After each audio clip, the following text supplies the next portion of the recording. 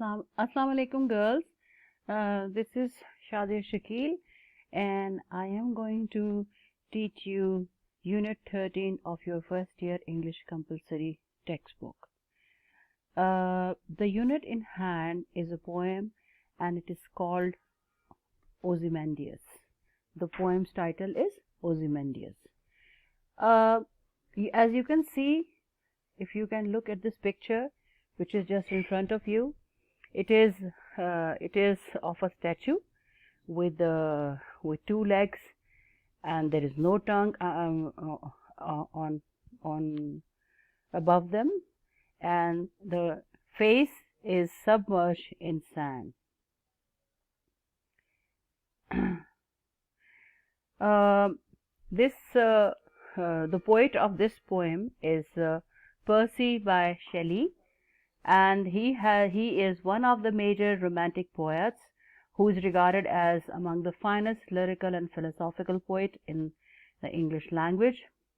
And he was born in Horsham in Sussex at Field Place, and his father was an MP. His name was Sir Timothy Shelley, and his mother was Elizabeth. And among his major works is Saint Irwin, or the Rosicrucian, and the next of his most important work is Prometheus Unbound. Now the poem. I met a traveler from an antique land.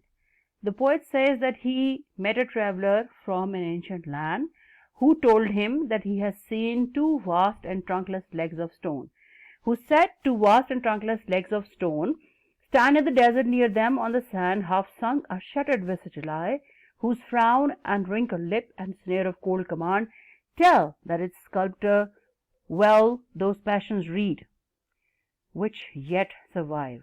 Stamped sculptor well those passions read. अच्छा, अब ये देखें, वो बता रहा है कि मुझे एक मुसाफिर मिला जिसने मुझे बताया कि there were two I saw a statue in the middle of a desert, okay, and with no trunk. It was a trunkless statue with only two legs, and near those legs, there was a broken face of the statue. It was sunk into the sand, ठीक है? And wrinkled lip and sneer of cold command. The startling thing that he saw was on the face of the statue, जिसमें के wrinkled lip थे और उसका frown था, उसका sneer of cold command था. Sneer means when you are tight-lipped and you are scoffing at people, you know, when you have pride and arrogance.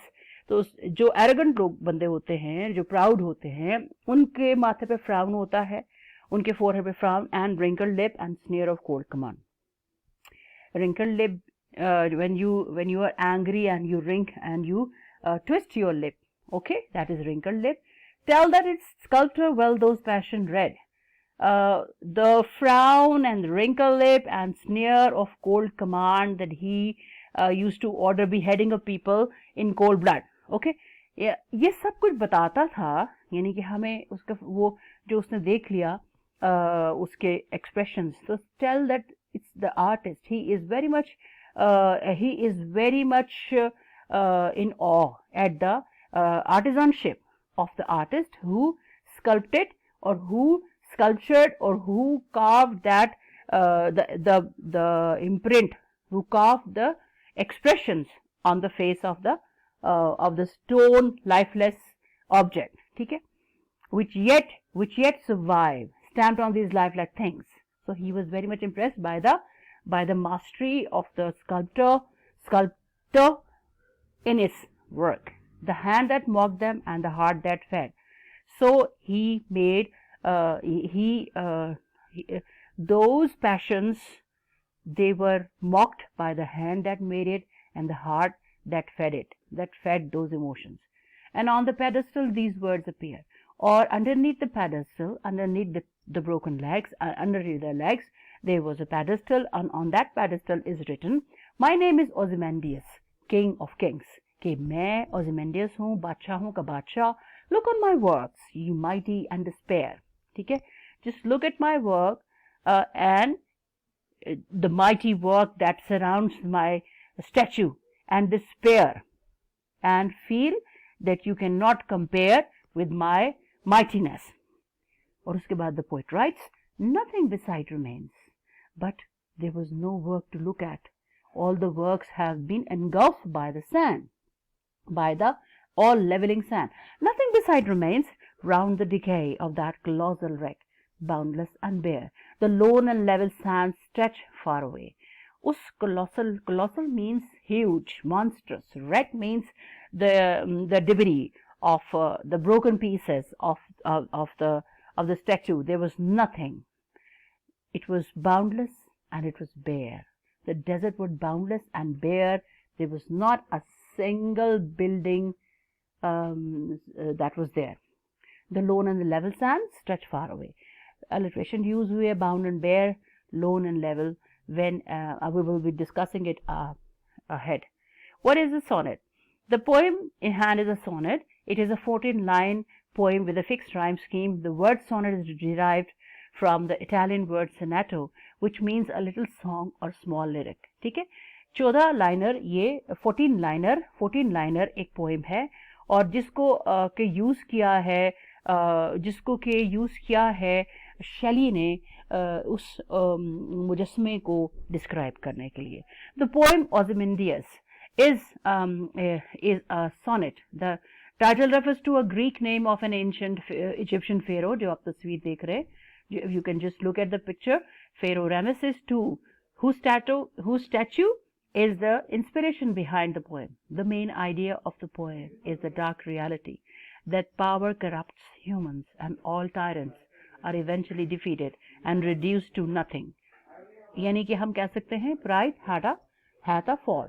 कि I have given the arrow that from the Egyptian pharaoh Ramesses II, he has become a shattered, dilapidated statue.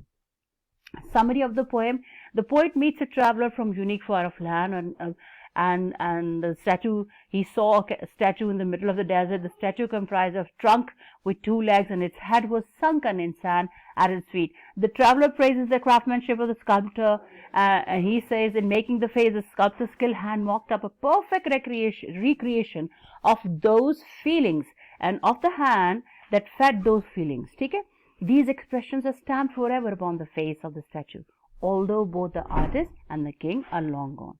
Thus sand is termed as a leveler, as it brought down the proud to the level of the humble. The mighty king who had once been very powerful is nowhere to be seen. Even his grand statue lies in a dilapidated shape. Now the answer to question number 1. Main themes of the sonnet. Shelley explores 2 prominent themes in Ozymandias. ठीक है, एक है transits of power, कि pride had a fall. I mean, whatever glory or power that this Ozymandias has, it is nowhere to be seen now. Ozymandias may be the king of kings, but even kings can be toppled by mere grains of sand. Then the power of art.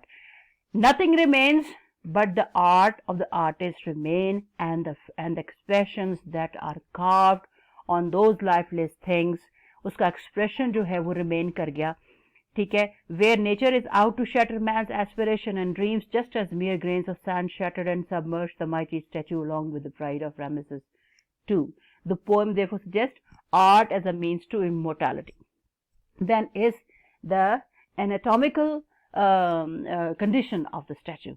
According to Shelley, the statue is monumental but completely wrecked.